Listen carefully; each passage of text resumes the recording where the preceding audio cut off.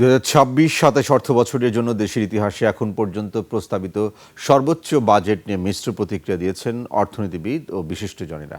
তারা বলছেন ব্যয়ের খাতগুলো যথাযথ হলেও কর আদায়ের খাতগুলোকে দুর্বলতা রয়েছে। তবে তরুণ উদ্যোক্তা সৃষ্টির প্রক্রিয়াকে ভালো বন্দোবস্ত বলছে। আসিফ সুমিতের রিপোর্টে বিস্তারিত।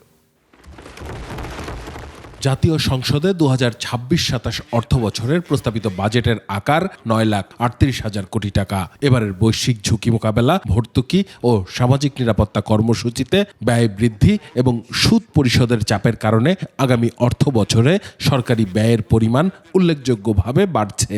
তৃতীয় ধাপ অর্থনীতি পুনরুদ্ধার, বিনিয়োগের সম্প্রসারণ ও কর্মসংস্থান বৃদ্ধিকে অগ্রাধিকার দেওয়া হলেও প্রস্তাবিত বাজেটে 2,43,000 কোটি টাকার ঘাটতি থাকছে। পাশাপাশি আগামী অর্থ বছরে মূল্যস্ফীতি কমিয়ে 7% নামিয়ে আনার লক্ষ্য নির্ধারণ করা হয়েছে। প্রাথমিক যে পর্যবেক্ষণ হচ্ছে, অনেকগুলো খণ্ডিত আন্তরিক প্রচেষ্টা আছে জনজীবনে কিছুটা স্বস্তি আনার জন্য এবং অর্থনীতিকে চাঙ্গা করার জন্য। সুদের হার যদি কমিয়ে দেওয়া হয় তাহলে কিন্তু আমি আশা করতেছি হয়তো এক বছরের মধ্যে ওই প্রাইভেট সেক্টর জেগে উঠবে। প্রাইভেট সেক্টর না জাগলে শুধু সরকারি অর্থায়নের মাধ্যমে ইকোনমি 5.5 জিডিপি গ্রোথের 5.5 বা 6-এর মধ্যে পৌঁছানো কঠিন হবে। প্রস্তাবিত বাজেট বাস্তবায়নের জন্য আগামী অর্থ বছরে মোট রাজস্ব আদায়ের লক্ষ্য নির্ধারণ করা হয়েছে 6,95,000 কোটি টাকা, যা চলতি অর্থ বছরের লক্ষ্যমাত্রার তুলনায় প্রায় 23% বেশি। অথচ চলতি অর্থ বছরে প্রথম 9 মাসে রাজস্ব আদায় হয়েছে মাত্র 3,31,000 কোটি টাকা। নীতি কাঠামো নিঃসন্দেহে খুবই শক্তিশালী এবং সেই অর্থে সূক্ষ্মভাবে বিচক্ষণের সাথে তৈরি হয়েছে।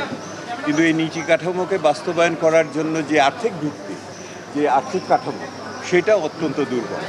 কারণ এটার জন্য প্রয়োজনীয় অর্থ নেই এবং যে অর্থের প্রাক্কলন করা হয়েছে সেটা খুব বাস্তবসম্মত বলে মনে হয় না। বাজেটের যে চেষ্টা করা হয়েছে সম্মিলিত এক সাইডে মানে সোশ্যাল ইস্যুগুলো নিয়ে এসে সামাজিক নিরাপত্তা, সেই সাথে সুদূর প্রসারী এই ইয়াং জেনারেশনটাকে দক্ষ করা এবং কর্মসংস্থান এবং নতুন নতুন ক্রিয়েটিভ আইডিয়া নিয়ে নতুন নতুন ইন্ডাস্ট্রি যাতে মানুষ করে, সেই সমস্ত বিষয় নিয়ে আসে। নির্বাচিত সরকারের বাজেট নিয়ে জাতির প্রত্যাশা অনেক বেশি।